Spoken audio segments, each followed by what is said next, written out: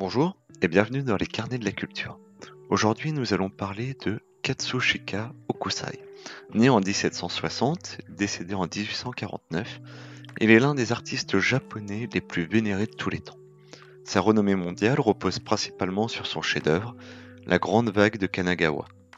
Une estampe emblématique qui incarne la beauté et la puissance de la nature. Hokusai était un grand maître de l'Okyūi, un style traditionnel de gravure sur bois japonaise. Et ses travaux ont une influence considérable sur les mouvements artistiques ultérieurs, tant au Japon qu'à l'étranger. Né dans la région d'Edo, aujourd'hui Tokyo, Hokusai a commencé à s'intéresser à l'art dès son plus jeune âge.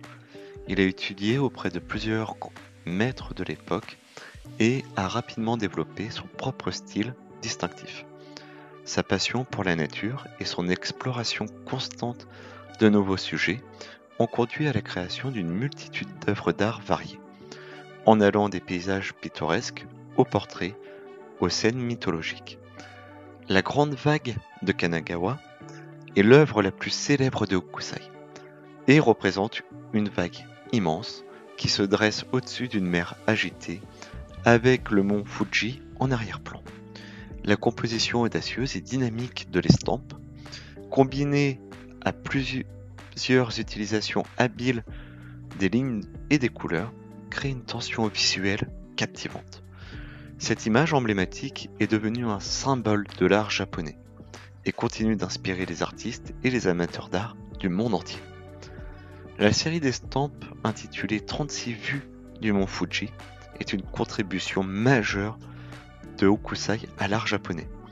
Elle représente diverses perspectives du mont Fuji dans des conditions météorologiques et des environnements différents. Ces estampes démontrent l'approche novatrice de Hokusai en matière de composition et d'utilisation des couleurs, établissant sa réputation en tant que maître de l'Okyūi. Nous allons maintenant voir quelques dates clés de Hokusai. Il faut savoir qu'en 1830, il publie 100 vues du mont Fuji, une autre série d'estampes mettant en valeur la montagne emblématique.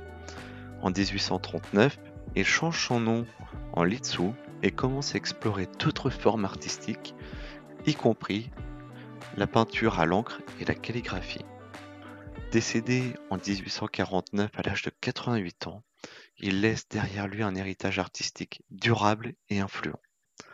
Son influence continue de se répandre au Japon et à l'étranger, inspirant de nombreux artistes et contribuant au développement de l'art moderne et contemporain. La Grande Vague de Kanagawa reste une œuvre emblématique et admirée dans l'art mondial. Je vous remercie d'avoir suivi ce carnet de la culture et je vous dis à très vite.